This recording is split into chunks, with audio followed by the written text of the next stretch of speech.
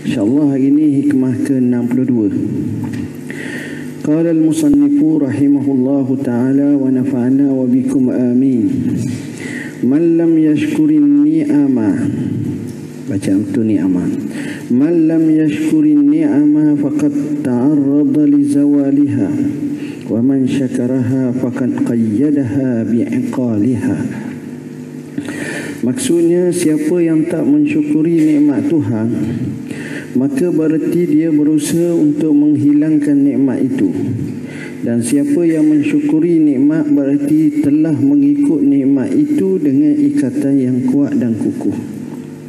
Tuan-tuan dan puan-puan yang dirahmati Allah, nikmat-nikmat ini, apa makna nikmat?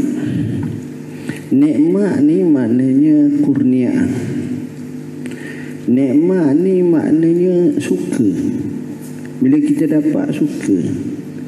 Nikmat ni maknanya ya, okey. Tu nikmat. Sebab tu nun ain ming tu, na'ama tu maknanya comel-comel belaka. Sehingga kemuncaknya disebut jannatun na'im, syurga yang penuh dengan nikmat. Orang cakap kita suka sangat, kita kata ya, na'am. Seolah-olah kalau menatang kita punya, itu dipanggil bahimatul an'am. An'am, surah Al-An'am. An'am tu maknanya menatang hak kaki pak, hak orang boleh manfaat, hak boleh makan. Contohnya lembu, kambing, kebau, seladang. Apa lagi? Benda-benda yang hak biasa. Seladang tu wahsy lah, hak tak berapa jinak, tapi maknanya itu binatang-binatang yang kita boleh ambil manfaat. Seperti kambing, biri-biri. Baik. Jadi itu makna nikmat. Nikmat dalam erti kata segala kurnia. Cuma definisi nikmat tu orang tak nampak. Orang tak nampak. Dan kalau kita tengok, sebenarnya nikmat ni dia terasa bila tiada dan dapat, baru terasa. Contohnya makan. Makan tu kita nak makan, kita suka makan apa? Nasi Arab kambing mandi. Contoh, kita suka makan tu. Tapi masalahnya, sebelum kita makan tu pukul 12.30, orang jamu kita makanan lain kenyang dah. Tengok Allah, kau tak pandai sungguh. Kau tahu dah aku suka, biarlah aku lapar dulu. Tengok, masa tu kalau kebetulan belum ada tu, kita makan banyak dah. Jadi kita pun beliau lah, tengok bolehlah 2 suap, lepas tu tak nak dah. Tengok, sebab dia kena lapar dulu, barulah kita makan seronok. Kebetulan makanan tu makanan yang kita minat, yang kita suka, maka di situ kita rasa nikmat. Tuan-tuan, siapa yang pernah pergi ke satu destinasi naik kereta, saya selalu contoh macam pergi PD lah, hari cuti ni pergi PD. Sampai lebuh raya SPDH, tayar pancit pukul 11. Orang yang lalu tu semua babai je, ataupun dia tunjuk lapu, simpati dengan lapu je. Jadi kita lah hoha 2 jam setengah baru boleh tukar. Pagi tak makan, tak sempat makan pagi. Ingat, okey, tengok 2 jam setengah sudah boleh tukar tu, naik kereta, bergerak tayar, kita rasa nikmat naik kereta. Sebelum pada ni kita tak terasa apa, sebab kita terima dalam nikmat. Siapa yang terima dalam nikmat, perasaan nikmat syukur tu tak berapa banyak. Anak-anak kita, dia hidup dalam keadaan mewah, dalam keadaan ada kereta, dalam keadaan kereta boleh tahan naik sama dengan kita. Bagi kita kata, mak mu tak syukur nikmat. Syukur apa? Relax. La ilaha illallah. dah lah boleh naik kereta gini-gini. Dah abah kaya lah. Okey lah tu, boleh lah tu, gitu je. Tapi yang kita ni dulu, daripada naik basikal kepada motosikal, nak belinya kereta tu, tengok long, tengok ni, bukan long saja, alung pula. Tengok mertua, kalau boleh pinjam contohnya, macam-macam. Akhirnya baru dapat. Nak bayar pula tangan macam Parkinson, gegar. Baru dapat. Oh, masa tu kok kalau kereta kita tak mandi, kereta kita mandi dah.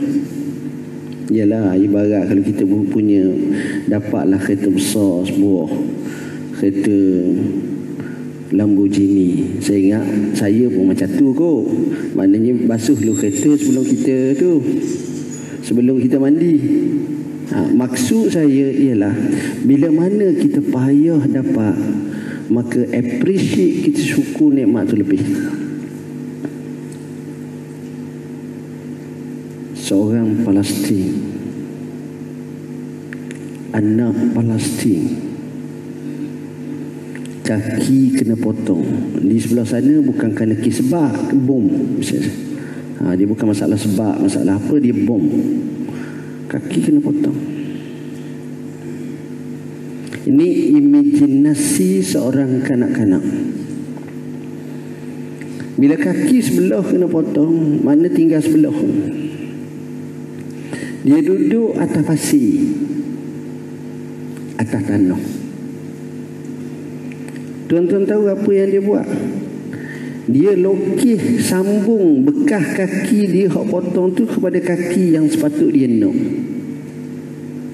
Atas tu dia terak balik kaki dia tu. Maknanya tengok, kepala dia kaki. Tengok. Itu maknanya dia rasa dah nikmat. Tapi kita bila dah penuh dengan nikmat Allah. Sebab itu tuan-tuan, kita kena pergi macam-macam. Kita kena pergi ziarah anak yatim. Saya kebetulan pergi Perak 2 hari lepas. Sahabat tu sengaja ajak saya pergi kat rumah anak yatim. Saya tengok anak yatim. Saya kata, yalah, saya tak akan jadi anak yatim dah. Kita hak umur 45, 60 ni dah anak yatim apa benda. Kecuali abah kita nama yatim, selama-lamanya kita anak yatim. Jadi bila kita tengok, kita kata apa? Kita kata anak ni Allah bila-bila masa sahaja boleh ambil kita, boleh ambil bini kita, mati anak kita yatim lalu.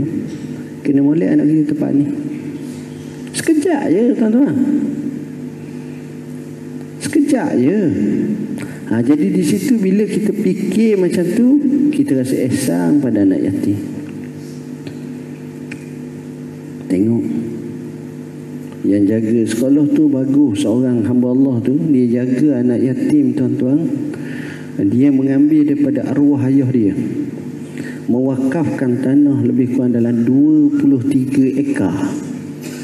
Tapi lah, rik tanah situ taklah macam Kuala Lumpur. Dia mungkin masa tu mungkin 40 sen sekaki ke 50 sen kapung dekat Koping. Nak ceritanya, Masya Allah, semangat. Dengan sekadar kapasiti boleh muat dalam 3 ke 40 anak yatim, jaga anak yatim. Ada ustaz mengajar. Semangat. Kita tengok anak yatim ni, kalau dia makan lain. Kita makan durian, sambil makan, tengok hak mana hak sedap ni. Dia letaklah apa-apa pun makan. Dia tak pilih dah. Musang king ke, musang queen ke, tak ada king, tak ada queen, makan. Kesian. Cara tu berubah. Sebab dia tak ada pak, tak ada abah, tak ada mak. Sebagai contoh. Jadi pada masa itulah kita kata kita kena syukur nikmat. Kerana rupa-rupanya nikmat ini, kalau kita tidak syukur, mudah sangat dia akan hilang. Perangai nikmat nak dapat mungkin mudah, nak jaga mungkin payah. Nak hilang mungkin mudah. Jadi rupa-rupanya cara nak jaga tu supaya kekal dengan nikmat tersebut, tak dapat tidak, dia mesti itulah. Mesti kena syukur. Tu je punca. Tuan-tuan, ada tak tengok orang kaya tiba-tiba jatuh muflis? Ramai. Kalau tuan-tuan pergi kat AKPK, tuan-tuan boleh tengok cerita macam-macam. Kalau tuan-tuan tengok dalam sitos, kalau boleh tengok tanya bank, macam-macam. Kalau tuan-tuan tanya pegawai-pegawai bank yang berkenaan orang-orang yang tak lepas bayar, macam-macam. Hak bahagian jual kereta secara long ni tak dapat nak bayar, kena tarik, macam-macam. Kenapa ya? Tengok. Saya pernah cerita, saya bertemu dengan seorang pengarah filem terkenal, Datuk Yusof Haslan. Saya tanya dia satu soalan. Saya kata, kenapa tu ada artis yang kaya raya tapi pada mereka tua dia jatuh miskin? Kesian kat dia. Dia jawab, dia termenung. Akhir dia jawab, kerana dia tak beringat. Tak beringat. Beringat tu bahasa Melayu kita. Bahasa maksudnya adalah dia beringat dengan diri dia. Dia beringat dengan Tuhan dia. Dia beringat dengan tanggungjawab dia. Jadi nak ni kena beringat tu banyak. Lalu dicontoh seorang artis terkenal tahun 70-an, awal 80-an. Kadang-kadang orang bayar kepada artis ni 1,000 sehari. Sedangkan masa tu teh harganya 20 sen. Air teh, maknanya kita boleh kiyah lah. Sekarang ni teh berapa harga? RM1 ke RM1? RM1 dah. RM1 dapat 2. RM1 2 sekarang. Tengok tuan-tuan masa tu. Tapi tak boleh ingat tapi. Ini bahaya. Kita ajar anak-anak kita ingat. Seorang yang kerja mekanik kelas, kalau ada F, kalau ada G, kelas G lah. Mana dia bukan dapat tender besar-besar, dia buka sendiri je. Orang panggil dalam bahasa mudah juga enterprise. Bukan sendiri yang berhak, bukan macam hak besar-besar lagi lah. Wakil masjid, bendahari ataupun pengusaha masjid panggil dia. Sebagai contoh lah, sebagai contoh. Mak, ni nak minta eki masjid. Dia kata boleh lah. Wiring warna tak tahu, tak berapa tepat ni. Dia beki. Bawa alat dia, beki, sambung, letak gini. Maka bercadanglah bendahari masjid nak tahu berapa ayah. Mak, berapa mak? Maka mak ni pun jawab, mak saya kata kalau untuk masjid jangan ambil. Mak dia mati tau. Apa akan berlaku kepada bendahari itu? Maka bendahari itu akan terus pusing 360 darjah dan akan menginsafi dan berkata, kurang-kurangnya dia pegang cakap mak dia. Kurang-kurangnya walaupun dia taklah berapa kaya sangat, kadang-kadang buat mutu-mutu buruk je, mutu buat kerja tu, ataupun kereta lama buruk, van lama, tapi dia ada satu sikap macam tu. Orang macam ni hidup dia tenang, tuan-tuan. Percayalah, orang macam ni hidup dia tenang, dia tak susah. Walaupun dia tidaklah sesenang orang yang senang, tapi ramai orang senang tapi susah, sakit kepala. Ramai sekarang. Stres melampau, tak sedar, terbenung. Tapi kawan ni tak, senang hidup. Okey, ni yang kita nak, benda-benda macam ni biar kita masuk dalam elemen kita. Macam mana kita nak jaga nikmat? Kita syukur. Cerita yang saya kisahkan antara kisah ajaib, hadis sahih riwayat Al-Bukhari rahimahullah. Nabi kisahkan kisah umat terdahulu. Kisahnya seorang lelaki berjalan. Tiba-tiba berjalan, dia dengar satu suara daripada langit. Suara ni kata, ni hujan ni kita nak turun kepada tanah mana? Lebih kurang lah Pak tu sebut. Kawan ni kata, kita turunkan hujan ni kepada tanah si Pulang bin si Pulang. Sebut nama. Jadi dia pun terkejut. Orang tak ada, tak nampak orang. Lepas tu dia nampak awan tu bergaruk, awan hitam, awan hujan. Dia pun ikut punya ikut.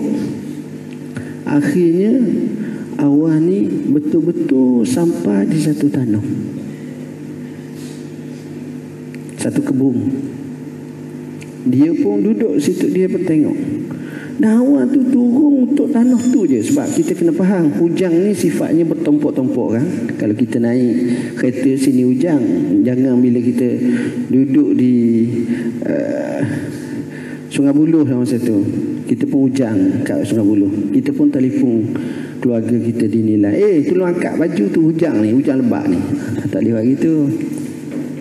Tak boleh. Dia lain. Sungai Buloh nilai dengan Sepang lain pula, daerah lain.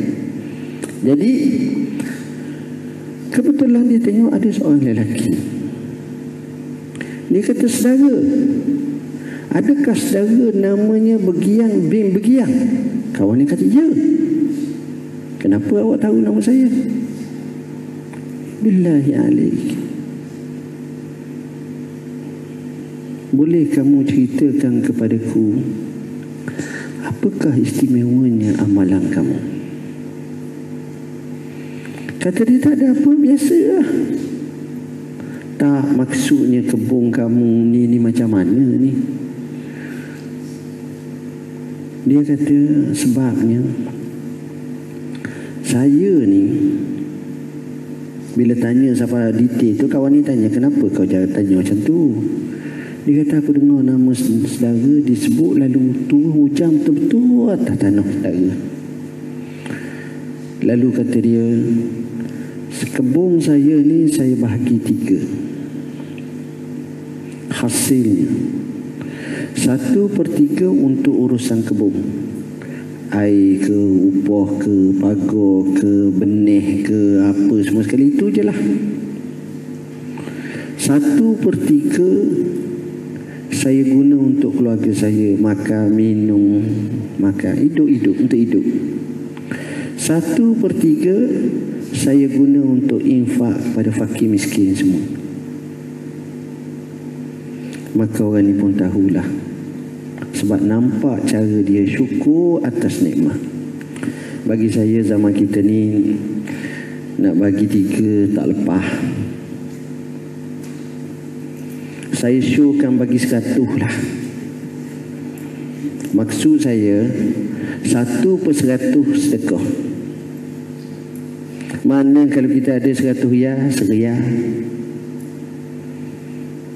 Kalau kita ada 1000 riyal, 10 riyal. Bermakna kalau kita ada gaji kita 3000 riyal, Allah, 30 riyal apa benda sangat. Ambil baik-baik itu, Ustaz, saya gagah, saya boleh, saya 1/10 boleh. Demam tuan-tuan. Kalau jenis hak tak biasa ni dia tak boleh, jadi lain. Jadi jangan. Jadi kita mulakan dengan sikit-sikit dulu. Ustaz letak macam tu benar, tak apa saya boleh buat 1/50. Okeylah tu. Tapi maknanya tengok cara dia buat. Hidup dia senang. Siapa yang syukur, dia akan kekal. Dan dia akan boleh bertahan lama. Tuan-tuan, kita tengok pelik. Saya sebut satu syarikat. Mereka kenal nama syarikat, saya pernah cerita. Syarikat kereta terbaik dunia. Maknanya kereta dia terlajak lari. Kereta tersebut sepahaman saya adalah keluaran Toyota. Kalau tuan-tuan pergi Saudi je, tuan-tuan akan tengok Toyota, Pintas, Honda, tak sekira lah banyak. Maknanya atas jalan Toyota 100, Honda 2T ya, 3UT gitu je. Kata-kata lain lah ada pula. Tapi nak ceritanya, margin kereta Toyota ni banyak. Toyota ni syarikat dia tu mungkin arwah pula ustaz ada lagi. Ustaz kecil lagi ustaz ingat dah kereta tu ada dah Toyota. Toyota ni tuan-tuan, dia bila dia buat syarikat, dia tak buat syarikat suka-suka. Dia ada orang panggil apa ni? Dia ada orang panggil R&D dia. Setiap tahun tak kurang daripada 60,000 idea baru diminta daripada staf-staf dia. Kau ni bagilah. Tapi dalam banyak-banyak tu adalah masuk-masuklah lebih kurang. Daripada 60,000 tu mereka cuba sensor, cuba tapih. Cek. Hak mana yang boleh tu. Jadi dengan sendirinya R&D dia tinggi. Jalan. Dan akhirnya kita tengok kereta yang dia buat tu, dia tak sampai 10 tahun baru buat R&D sekali. Orang jemu dah. Tak, dia ada ubah semua. Uniknya, kalau kita tengok syarikat yang laku seperti itu, sudah barang tentulah owner dia adalah orang antara orang yang terkaya di dunia. Sudah tentulah. Tapi sebenarnya tidak. Kenapa? Kerana dia memakai satu sistem kata orang sama-sama dapat. Yalah, bukanlah gaji dia macam kita 4,000 sebulan. Bawah tu mestilah mungkin 400,000 ke. Tapi ni sebuah 400,000. Orang lain kalau owner conquer semua. Tapi maknanya dengan sebab itu konsep dia kita sama-sama naik. Orang lain tak. Orang lain ni semua jadi tangga. Naik. Jadi dia seorang je besar. Tapi ni tak. Itu antara kenapa dia boleh bertahan. Maknanya pekerja-pekerja dia jadi semangat. Ada tak kita dengar keluar daripada mulut pekerja, aku kerja sungguh pun bukan aku dapat. Mereka je naik, dah lah naik, gaji besar, sombong pula, angkuh pula. Tak ada. Jadi perkara macam ni berlaku pada diri dia, pada orang lain. Jadi tak. Berkaitan dengan syukur, kita tengok semua akan seronok. Saya pergi ke Mesir, alhamdulillah, baru ni. Salah satu tempat yang saya nak pergi sangat, nak ziarah lama dah. Sejak hidup sampai mati tak dapat apa. Minat tu sejak daripada sekolah menengah lagi. Seorang syekh ni, siapa dia mati Tak dapat.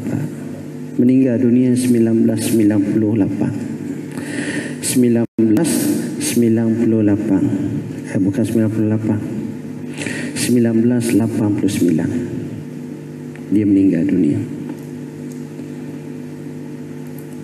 Ataupun 98, saya lupa dah. Bila dia meninggal dunia, namanya Syekh Muhammad Mitwalli Syahrawi. Dia meninggal dunia, sejarah kota Mesir, orang iring mayat dia melebihi 1 juta manusia. Amat. Masa tu Husni Mubarak hantar wakil, Syekhul Azhar turun, Syuyukhul Azhar turun. Aman. Kalau mati 1998, sudah hampir 20 tahun dah. Sekarang ni 2017. Tuan-tuan, di kampung dia tu, rupa-rupanya kita baca track record, dia ni orang yang baik sangat. Dia derma banyak. Kampung dia tu, dia bina hospital. Saya pergi baru ni, hidup lagi hospital tu. Dia bina ma'had tahfiz, markas tahfiz. Tapi taklah cari hak jenis rotang siapa kok gitu, tak ada lah. Haram tu kerah juga, tapi tak macam tu. Dia bina. Dan kerana dia baik sangat, kita tengok berkat hidup dia. Kaset dia sampai sekarang orang dengar. TV sampai sekarang duk main dia punya tafsir Quran dia. Radio sampai sekarang. Mesir ni, tuan-tuan, hok ngapa Quran bukan macam Malaysia. Dia bukan 4 orang dan bukan 4,000. 400,000 lebih kot. Ramanya hak hafal Quran. Ulama besar-besar. Tapi dalam kemahaman ulama besar, dia naik. Tengok, siapalah dia mati. Saya pergi tu, nak sampai kampung dia tu, dereba Arab pun tak kenal kat mana. Dereba Arab tak kenal kat mana. Masuk lorong mana, campur dengan Instagram. Kampung saya. Kampung. Ibarat jinjang lah. Mana memang kampung sangat lah. Kampung. Ada hak jual roti ni, hak jual ni Arab. Bila dia tengok kita nak tahu tempat tu, dia sanggup. Tak apa, saya masuk kereta. Dia masuk kereta, bawa. Kita standby dah. Kalau dia masuk mesti kena bayar kok. 500 jenis apa. Harga macam tu je. Biasa macam tu. Memang gitulah mesti yang main. Bahawa tu sudah tu giziar dia layang gini. Atau dia balik bagi duit. Tak mahu langsung. Tengok. Kesan untuk guru baik ni, orang kampung tak ada kena-mengena dengan dia pun. Bukan waris. Saya anak 3 pupu Syahrawi, bukan. Orang kampung biasa. Kampung ni baik juga. Kenapa orang jadi bermurah hati nak pergi bawa orang ni, nak pergi tengok kubur, nak pergi ni. Kenapa? Hak ni pula tak apa. Aku ada kerja kan Syekh. Saya sibuk. Apa-apa. Tak apa.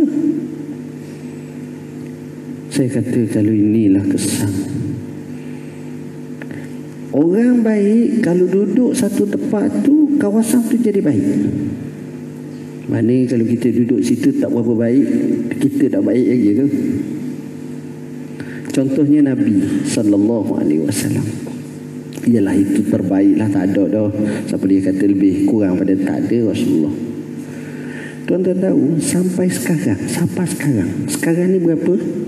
1438 Hijrah. Nabi lebih dulu ada tu sikit lagi, tapi nak ceritanya Sampai sekarang perangai orang Madinah setakat yang saya tahu adalah orang yang paling baik sekali atas muka bumi.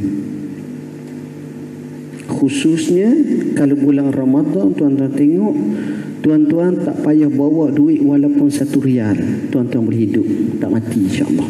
Duduk kawasan Mekah, Madinah je. Maka satu masjid bukan penuh, melempah ruah. Dalam masjid, luar masjid, tepi masjid, depan masjid, belakang masjid, atas masjid. Sebab dia ada 2 tingkat. Penuh orang pakat nak sedekah pergi makan. Hak kaya dengan sekaya-kayanya sampai 10 kawah nasi. Hak miskin bawa 1 tapai weh daripada Wahkema, buka separuh sikit, ajak orang makan 4 orang. Oh, kalau kita tengok macam tu, budaya. Sebab mereka pegang hadis Nabi mula jejak kaki kota Madinah, ucapan sulung Nabi, ayyuhan nas afshus salam wa at'imut ta'am wasilul arham wa sallu bil laili wan nasu niyam tadkhulul jannata bisalam, kata Nabi. Pendek ucapan dia. Dasar Madinah. Inilah orang panggil umat madani. Hai manusia, tebarkan salam. Jadi senyum beri salam. Kita nak marah ke orang, kita boleh beri salam tak? Malah aku. Kedua, beri makan. Beri makan. Siapa sekarang? Orang kata itu bulan Ramadan. Tak, bukan bulan Ramadan pun, ramai orang beri makan orang. Ketiga, sambung silaturahim. Keempat, bangun malam sembahyang. Kamu akan masuk syurga Allah dengan selamat. Tengok. Sebab itu kita kena jaga betul-betul supaya syukur tu kita pamerkan dalam hidup kita. Letih dah tuan-tuan. Hidup ni banyak benda tak selesai. Yang ni tak selesai, yang tu tak selesai, yang ni tak selesai. Tapi kita syukur, alhamdulillah. Wa bisyukri tadumun ni'am. Dengan sebab syukur, nikmat akan kekal. Kita tengok berkat hidup dengan sebab kita syukur kepada Tuhan. Berkat hidup dengan sebab kita tak lupa Tuhan. Allah sengaja sebut syukur. Allah sengaja sebut syukur sebab syukur ni martabatnya luar biasa, dan sikit sahaja orang boleh bersyukur.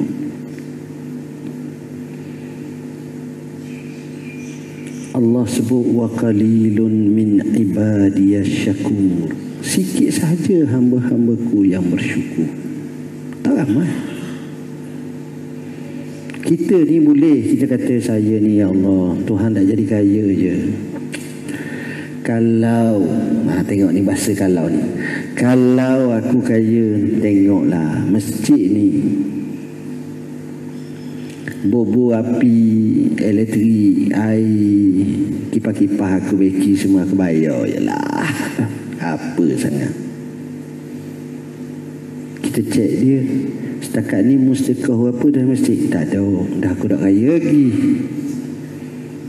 Jawab dia, jangan harap.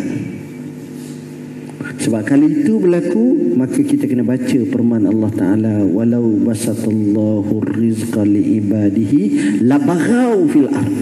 Kalaulah Allah lempah ruah sikit kepada hamba-Nya rezeki lebih, dia akan jadi samsing meta atas muka bumi. Sebab itu tuan-tuan, pemikiran orang kaya tak sama dengan orang miskin. Pemikiran orang kaya tak sama dengan orang miskin. Orang miskin, dia kata gula naik. Orang kaya, dia kata gula air naik. Kan pelik. Dia nampak dia tak kisah. Lain. Maknanya di situ cara dia lain. Lain.